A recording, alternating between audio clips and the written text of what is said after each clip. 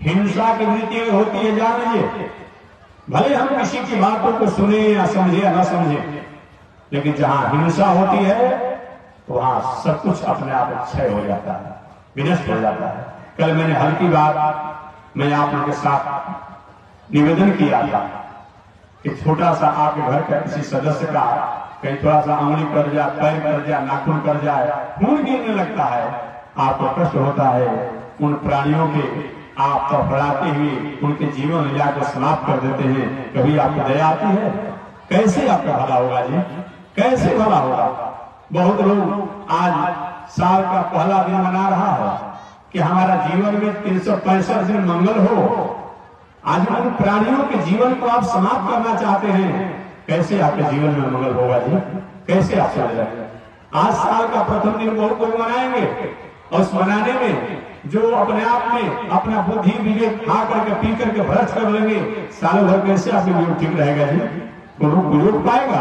कोई रोक नहीं पाएगा अपने आप में, क्योंकि आपने प्रथम इस समय में आपने साल का प्रथम दिन ही आपने अपने जीवनचर्या को बिगाड़ दिया, ये बताया गया। इसलिए शराब का दुर्गुण आ जाए, वेश्यावृत्ति, जुआखोरी, हिंसा और कोर्ट कचहरी का दुर्व्यसन।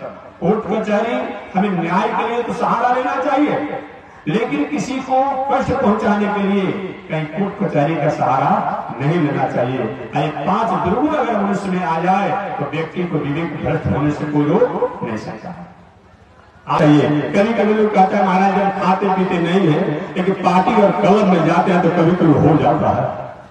आपकी बुद्धि पर तरस आती है। हम नहीं कह रहे कि आप पार्टी क्लब में मत जाइए, आप समाज में रहने वाले प्राणी हैं, मनुष्य एक सामाजिक प्राणी है। लेकिन ये जरूर मैं कहूंगा कि आप अगर कहीं अपना संस्कृति, अच्छा विचार अगर वहां स्थापित न कर पा रहे हैं तो वहां का कचरा और दुर्गुण लेकर क्यों आ रहे हैं? इसलिए इंद्रियों को भी जीतने वाला होना चाहिए। हम हर सभा सोसाइटी में जाएंगे क्योंकि सामाजिक आदमी है, समाज में रहना है तो हमें जाना पड़ेगा, लेकिन वहाँ का दुर्गुण नहीं बल्कि वहाँ के सब आचरण या अपने सब आचरण को वहाँ स्थापित करें। इस तरह विचार करते हुए जितेंद्रिय इंद्रियों को जीतने वाला होना चाहिए। जितासन हो, जित श्वास हो, जित क्रोध हो, जितेंद्रिय, जित आहार हो, भोजन में शुद्ध और पवित्र होना चाहिए। आज जो लोग प्रसाद पाए हुए न किसी प्रकार के तामसी चीज डाला गया, प्याज लहसुन, न कोई किसी प्रकार के उल्टी वस्तु डाला गया है, लेकिन क्या स्वाद कोई कम है?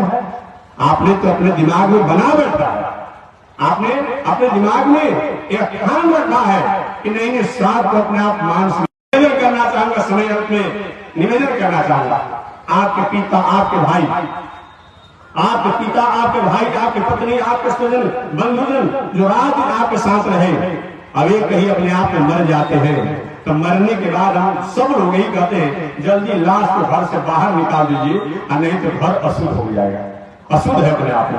हम जल्दी प्रयास करते हैं कि अपने आप इस लाश की इस मुर्दा को हम घर से बाहर निकाल दें, और निकालने के बाद जल छींटते हैं, घर अपवित्र हो। बताइए, आप ही के बाप, आप ही का पिता, आप ही का चाचा, आप ही का भाई, आप ही की पत्नी, आप ही का परिवार और अशुद्ध हो गया। ये बात समझ में आपको आती है। शमशान पर आप जाते हैं, वहां भी धुआं लग जाता है, आप अपने को अशुद्ध मानते हैं जी। वहां अग्नि का ताप लग गया, अशुद्ध मानते हैं। और जो मछली या जो अपने आप में ये जो खाते हैं, जो मुर्गा को और बकरा को, वो मुर्गा कहीं घर में आता है तो आपका घर कहीं शमशान से कम है का जी? आपका चूल्हा कहीं अपने आप में शमशान से कम है क्या जी? वहां तो थोड़ा सा धुआं लगा तो शुद्ध हो गया।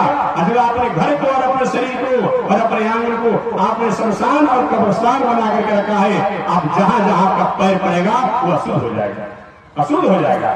साधारण हमारा स्वजन परिवार मरा, एक घर शुद्ध हो गया, जब सीखते हैं अब उस ऐसे लाश मुर्दा को अपने आप घर में ला करके आप और अपने पेट में हजम कर जाते हैं। कहते महाराज जी नवरात्रों करते हैं, शिवरात्रों करते हैं, मुर्गा के मुड़ी का पेट में हजम कर जाते हैं। यही नवरात्र है, यही शिवरात्र है, यही नवरात्र शिवरात्र तो होता है। नहीं नहीं, एक एक काम करिए ना। निर्मल मन सो मोहि भावा, भगवान कहते हैं।